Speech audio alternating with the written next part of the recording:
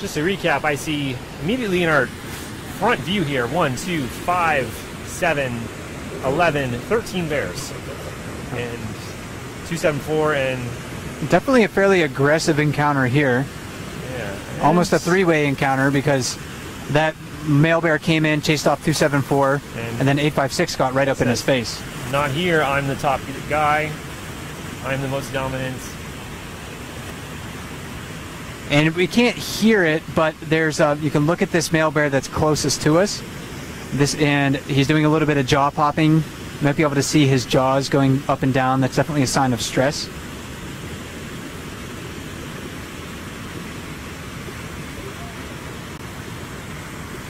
This bear showing a lot of wounds on his back. Yes, he's definitely had some recent battles from this year.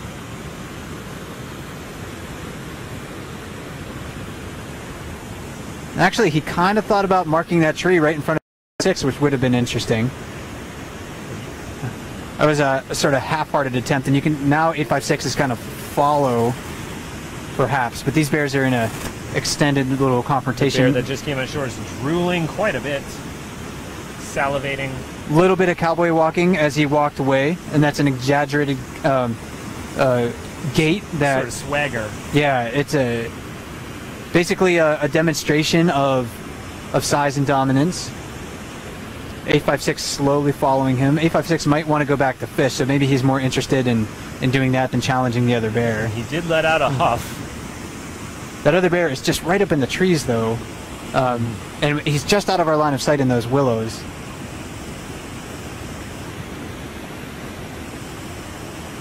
Oh, he might be moving off just a little bit further, but unfortunately we're not going to really be able to see him through the trees. And he may be reapproaching. And we're on the edge of the wildlife viewing platform here, so try to look through those trees, and in the center of your view is that other bear. And he is now turning. Gonna go behind the platform. Let me know if I need to move out of the way, Mike. Yeah, if you could just for a moment. So walking in the grass in there. Pursuit. The 856 definitely following him, so giving a little bit of challenge. There's just a lot of posturing. This sometimes happens between big adult males. They don't, of course, resort to fighting unless they really want or have to. A lot of it is bluster and bluffing.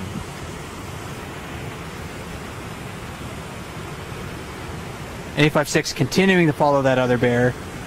That bear, you know, was probably urinating on the ground.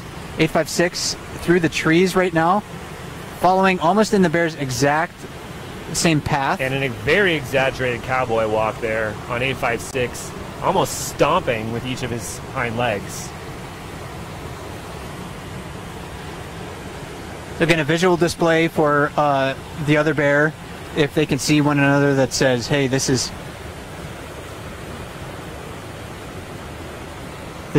you know, I'm big, I'm tough. Very wide, powerful steps. Yeah, now they're approaching one another in the grass over there. I wish I got a better look at that adult male's face.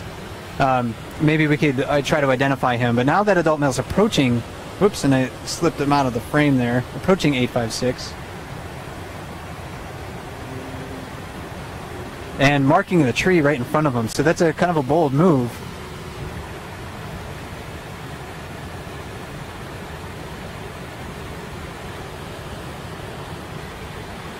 Could be taken as a challenge. So that bear, that was a pretty big brown bear, and it was one that I didn't recognize. We could still kind of see him through some of the willows over there, still rubbing on some of the trees, but definitely not one who's willing to yield to 856. And this is one of the very interesting things about our bear hierarchy. It's a very fluid hierarchy. It can change from day to day. You can understand for the most part where bears are going to sit depending on their age, their sex, and their size. So adult males that are big are going to be at the top of the hierarchy, but where those individuals sort of fall into that is kind of up to them from almost on a daily basis. And that unidentified bear seems to be re-angling back towards the river. 856 again with that really wide sort of cowboy walk, those hind legs.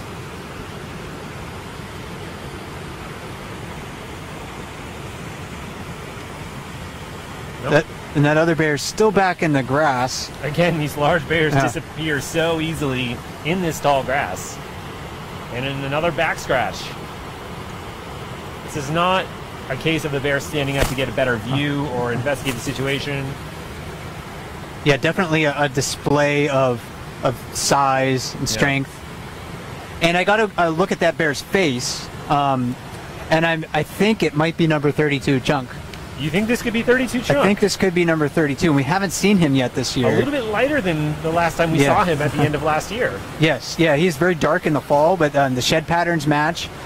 His facial profile matches. So if you can look him up in the Bear ID book, if you're not familiar with that, just type in Katmai eBooks into Google, and you can find the link and download the book from there. So Bear 32 possibly returning to the Brooks River. With some interesting encounters between 856 and 32 last year. Again, 856 is thought to be the most dominant bear in the river, but there was one occasion at least where he did yield space to 32. And definitely 32, and that's a tentative idea. I don't want anyone to say absolutely for sure until we get a better look at him. But 32 is not backing down to the approach of 856, so... They're still in relatively close proximity to one another.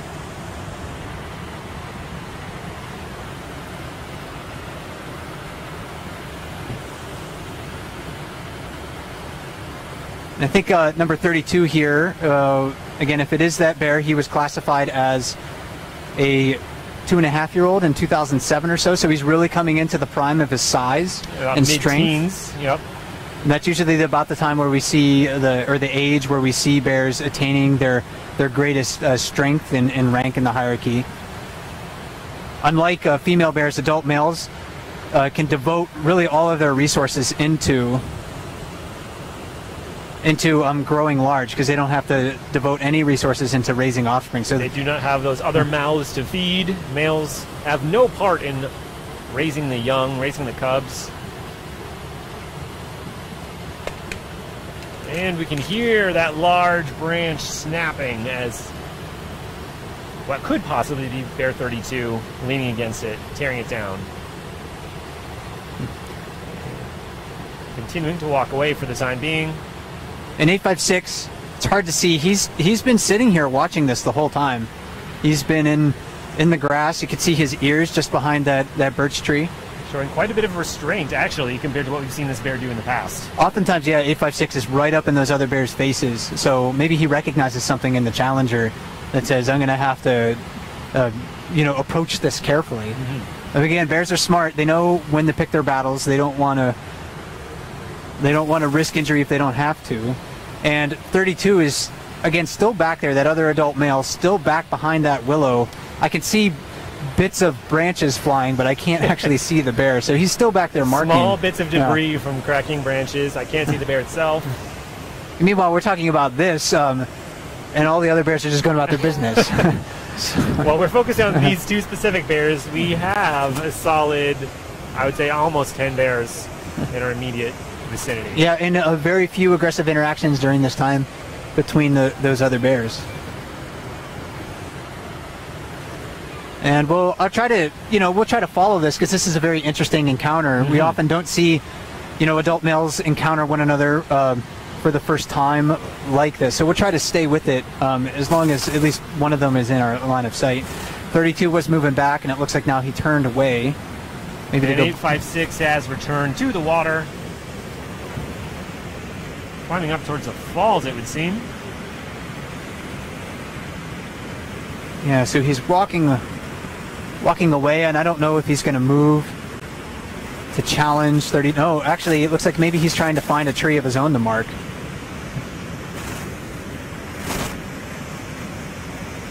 So hard to see there in the trees, but he's working that spruce tree.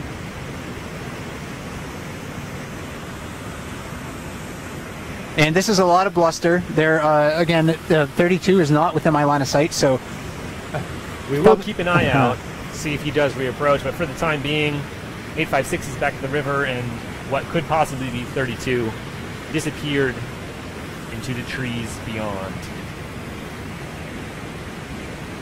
And it is interesting. There is a little bit of syncopation and percussion happening on the lip of the falls right now. 775 with the head bob and the occasional pounding of the paws from 409.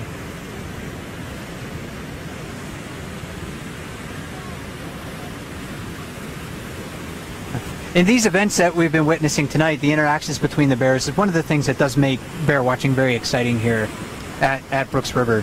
It does. I mean, these are all wild animals. This isn't a show that they're putting on for our entertainment, but it really does help to illustrate just how fierce their world is. Absolutely. The competition that they have to go through is real, and it's very significant. It is real, and as we saw with the death of that spring cub about 8 days ago, the costs are genuine.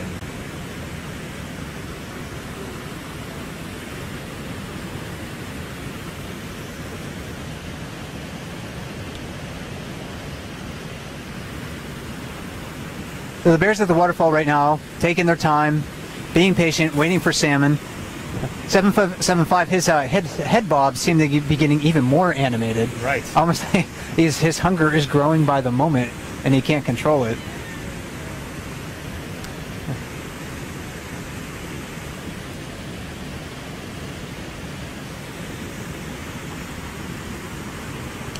You have a few bears waiting over on the far riverbank. I don't know if you, Mike, are able to make out who that is. Yeah, it's hard for me to tell. I think the one that's maybe up on the bank there could be 755. Nicknamed Scaredy Bear. The one that's sitting downstream of him on the bank there, I think is number 89 Backpack. And we look... And we're gonna, well, maybe we'll return to these bears, but it looks like, yeah, maybe number 32 here. Possible 32. Yeah. Coming back to the riverbank. 856, we still haven't seen come back from up there. We can sort of make a little bit of 856 out just near the fish ladder there. Yeah, he's actually up in that spruce tree just to the left of the waterfall. He's still sitting in there. Yeah. So we'll see what happens when 32 comes down, if 856 decides to come down and posture with him or ignore him.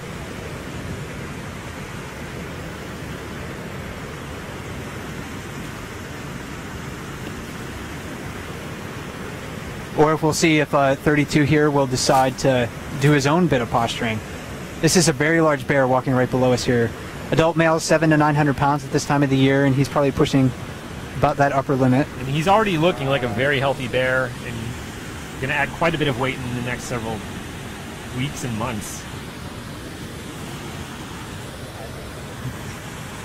And 856 didn't move down to make any challenges to him. He's just still sitting up there. So I think we might need to see more interactions between these two bears to know whether or not one is more dominant than the other. And if that is indeed Bear 32, this would be the first time that we saw him this season. It'll be interesting to see if he sticks around, especially now that the fish are here. He's certainly not looking like he's in need of a whole lot of food. So he's been eating wherever he has been hanging out. Yes, yeah, he definitely looked like a big, healthy bear, still had a lot of fat reserves on him. So wherever he was over the last month or so, he's been doing well. And one of the rangers did report seeing him back in May kind of move through the area. One of our Ranger Dave, if you're familiar with the bear cams, he reported seeing 32 back in May. So that bear's been out and about, maybe courting females this time of the year. We're not really sure, but that's one main activity. If a big adult male isn't at Brooks River, that could be one thing that he's occupied with. And we have just a few minutes left in this play-by-play broadcast. If you're just tuning in, this is something we will do fairly regularly during the peak season here, almost on a nightly basis. And this really is prime time for the bears at Brooks River. This is. This is the peak of probably the bear numbers that we have on the river. This week in July typically brings the most bears to Brooks River. So yeah, try to take advantage of it if you're watching at home, because you're going to see maybe more bears now than you will throughout the rest of the year.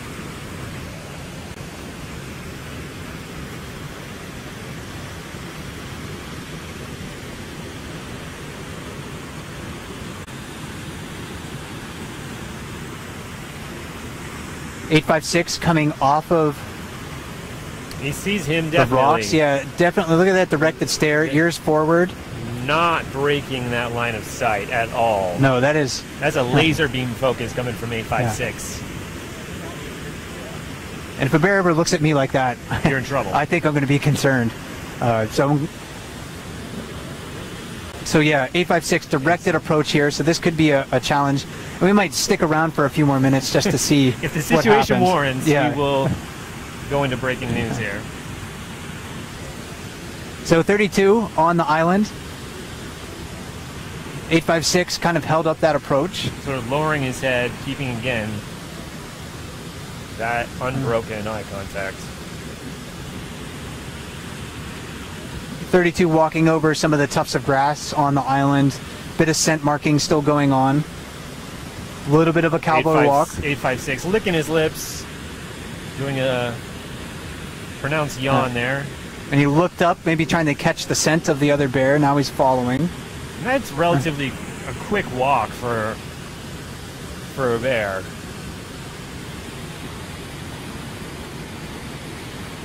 And there we go with the exaggerated cowboy walk. I don't know if you're able to zoom in on that at all, Mike. And then pause.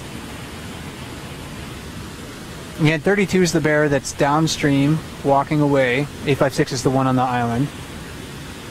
And this posturing, again, is display of dominance. Both of these bears will want access to the most preferred fishing spots. So if you can assert your dominance over another bear, it can give you some advantages in the future. You may have to expend a little bit of energy now to do it, but if one bear decides, hey, the other one is definitely more dominant than me, then they don't have to expend this energy to mark trees, posture. One will just move out of the way.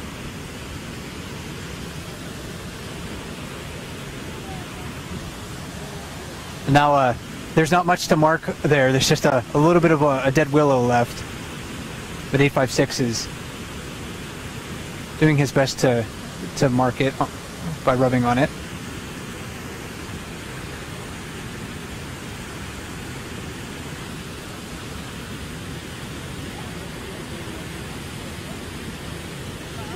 More exaggerated cowboy walking going on.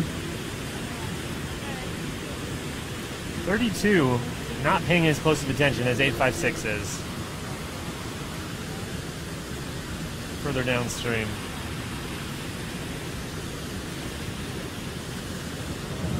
So lots of staring going on right now.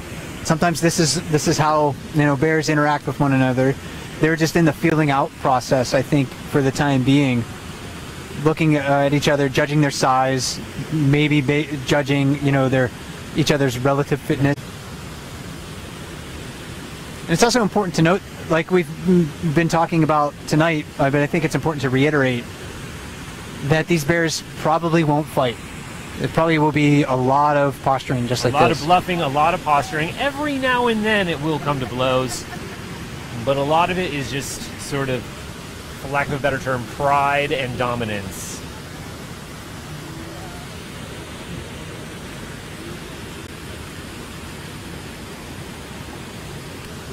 And you can tell that 32 seems to have gotten, again, for lack of a better term, under 856's skin. He's focused on nothing else but bear 32 at the moment.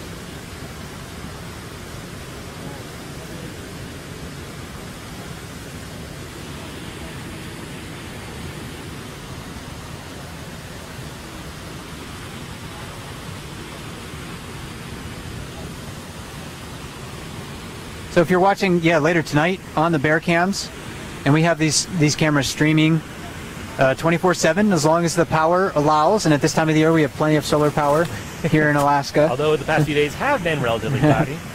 So this is the interactions between these two bears is definitely something I think that you'll want to try to watch and continue to watch. A ton of bears at the waterfall right now, 5 downstream, and then 1, 2, 3, 4, 5, 6, 7, 8, 9, 10, 11. 856 continue to move downstream. So yeah, close to 20 bears within our line of sight at the moment. 856 again moving downstream. And it is now 8:01, 1 minute past the hour. So yeah, I think for me that interaction was definitely the thing that stood out during the broadcast tonight. It was a late broadcast highlight for sure. 32 again was a bear that viewers were wondering. in the Bearcam chat. They're wondering, have you seen 32 yet? When will 32 show up? Why haven't we seen 32? Where is 32?